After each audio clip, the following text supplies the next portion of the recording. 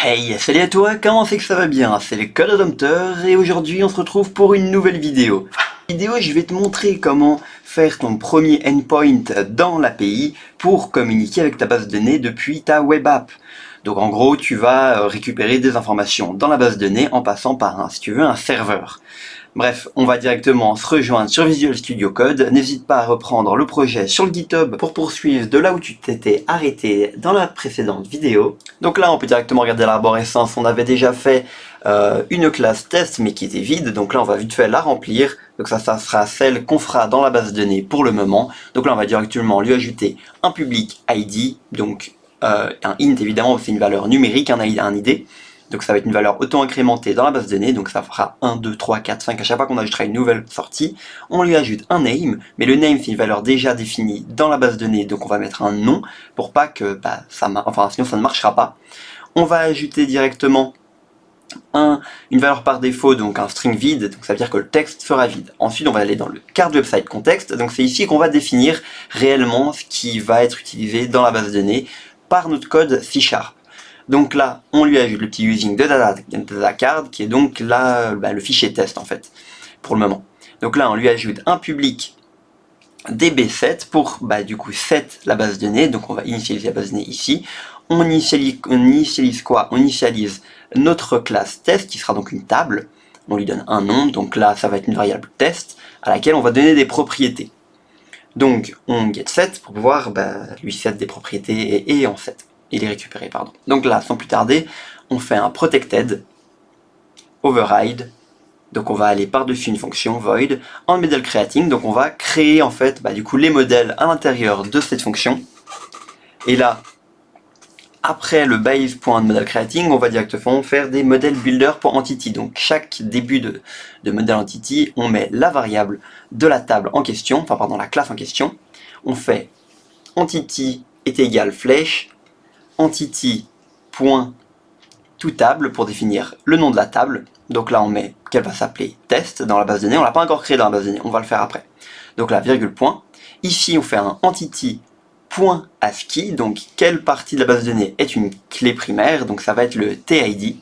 On va définir ensuite les autres propriétés, donc entity.property, ça remplit automatiquement avec le t est égal t.id, et on lui dit que c'est une colonne qui a comme nom de colonne ID.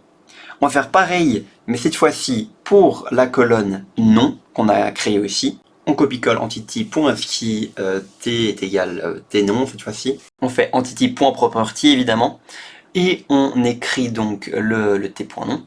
On définit le nom de la colonne, donc ça va être une colonne qu'on va appeler nom dans la base de données, mais tu peux l'appeler comme tu veux tant que tu es cohérent avec ta base de données. On lui ajoute une taille maximale de 255 caractères, c'est amplement suffisant pour un nom. On lui met qu'il est obligatoire. Et maintenant on va directement aller créer un contrôleur. Donc là on va faire ajouter classe, on va l'appeler test contrôleur, contrôleur test, bref, test contrôleur. Et à l'intérieur on mettra donc, le contrôleur c'est quoi en fait? C'est ce qui, là on aura toutes les fonctions liées à cette base, à cette table, pardon. Donc là encore une fois on ajoute le using de notre classe test, ou using de l'autre contrôleur qu'on avait créé. Et là on va directement ajouter le fait que c'est un contrôleur API, donc vous faites les petits crochets au-dessus. Normalement, si vous avez les bons using, ça va le mettre en vert. Vous lui ajoutez le fait que c'est ici que nous allons définir les chemins. Donc là, le chemin de ce contrôleur-là, ça sera API. Vous ouvrez les petites accolades, contrôleur à l'intérieur. On n'oublie pas le petit guillemet. Et mettre les bonnes fermetures, donc les fermetures de tableau. Une fois que c'est fait, faut le faire hériter de notre contrôleur base. Voilà. Donc maintenant, on hérite aussi des fonctions de contrôleur base qui servent en fait du coup d'envoyer des requêtes, qui permettent d'envoyer des requêtes à la base de données. Donc là en commentaire, je vais juste mettre le premier endpoint. On va faire que c'est un get, donc on ouvre les petits crochets de tableau, on fait HTTP get, parce que ça va être une fonction qui va récupérer des informations.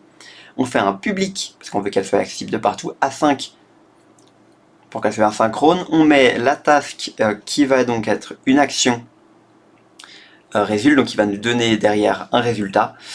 À l'intérieur, on définit de quel type il est, donc c'est un énumérable. Et de quelle table on veut que ça soit de la table test. Donc à l'intérieur de ça, on lui donne un nom. Donc getTest, simplement, on va pas aller plus loin que ça, mais vous pouvez lui donner autant de noms que vous voulez, tant que vous l'appelez correctement ensuite. Et à l'intérieur, il ne faudra pas évidemment oublier qu'il devra retourner. Il va retourner quoi? Il va retourner le contexte. Il va retourner le contexte qu'on va définir après, juste au-dessus. On aurait dû faire ça en premier, mais c'est pas grave. Donc contexte.test.toList A5. Donc on va récupérer une liste d'informations liées à la table. Donc on va le définir au-dessus le contexte. Donc d'abord on va définir. Donc on ne veut pas pouvoir modifier le contexte, mais simplement l'idée, donc card website context, on lui donne le petit variable contexte, comme ça on pourra l'utiliser dans la fonction. On fait ensuite le constructeur de test controller, qui aura en paramètre évidemment le contexte, parce qu'on doit l'initialiser à chaque fois qu'on utilise les fonctions. Voilà, on l'utilise avec la valeur par défaut. Et là maintenant, l'API est déjà plutôt pas mal. On peut déjà récupérer normalement les informations. Donc là, on va lancer, on va vérifier que dans l'API, dans Swagger, donc je vous rappelle, Swagger c'est un peu ce qui va nous permettre d'effectuer les requêtes de test directement depuis le navigateur sans devoir passer par du code. Donc là on va dans l'API, on n'oublie pas de faire le petit slash dans l'URL Swagger, et là on peut directement voir qu'on a une nouvelle ligne qui est apparue. Je vous rappelle que de base il n'y avait rien.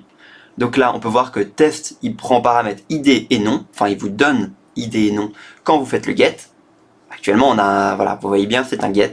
Et à droite, vous pouvez try get et récupérer donc un ID qui sera un chiffre et un string. La try, voilà, si on fait actuellement, il y aura une erreur parce que on n'a même pas créé la base de données. Bon, voilà, ça load à l'infini parce que on n'a rien fait. Voilà, une petite erreur. Bref, vous pouvez voir qu'il y avait donc une erreur. Probablement parce qu'on n'a pas créé de table. Donc là, vous allez dans Dbeaver, vous allez dans créer dans votre table. Donc MercureDB schéma, vous faites table, créer table. On va l'appeler test. Sans faute d'orthographe, il faut bien être sensible à la case comme vous l'avez appelé dans le DB contexte. Donc, sauf erreur, je l'ai appelé test. Donc là, on exécute. Il faudra ajouter maintenant les colonnes. Donc vous faites, vous renommez test avec un S parce qu'on l'a appelé avec S. Vous créez une colonne. Donc clic droit, créer colonne.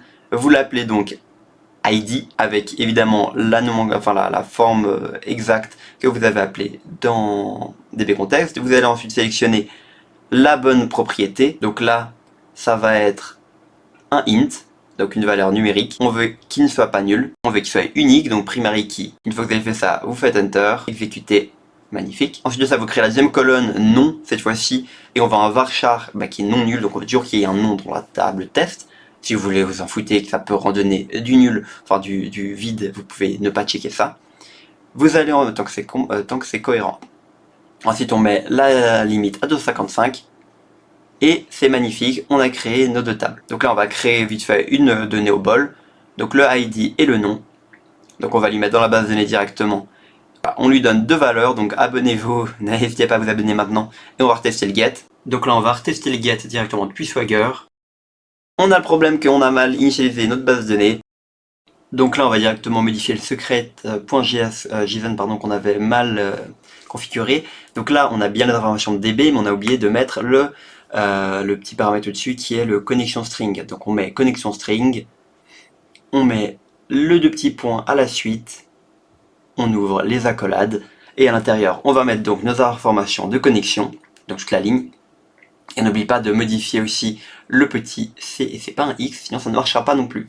Donc là normalement toutes les infos qui sont faites, là ça peut interpréter notre connexion string, donc nos informations de connexion, on relance, et on va directement tester à nouveau l'API. Donc là, on fait Swagger comme d'hab. Ici, on fait le get, try it out. On va voir qu'est-ce qui se passe, que c'est fini, il n'y a plus d'erreur.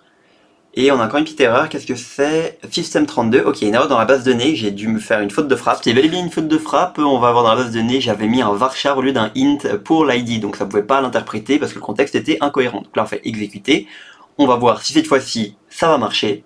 Je l'espère. On va relancer. Alors on n'a même pas besoin de relancer, on peut juste faire exécuter à nouveau. Et là on peut voir que ça nous a donné bien abonnez-vous. Écoutez cette API, elle dit que des bonnes choses. Donc ça a bel et bien marché. Bref, dans cette vidéo tu auras appris à communiquer depuis ton API avec un contrôleur jusqu'à ta base de données pour y récupérer des informations. Dans la prochaine vidéo, je te montrerai comment l'allier à ta web app, donc envoyer des requêtes de ta web app à l'API pour qu'elle te redonne des informations. Un peu plus tard, je te montrerai aussi comment ajouter, supprimer ou mettre à jour les données via l'API. Bref, c'était le Code Redempteur, n'hésite pas à t'abonner, liker, partager la vidéo. Ciao ciao!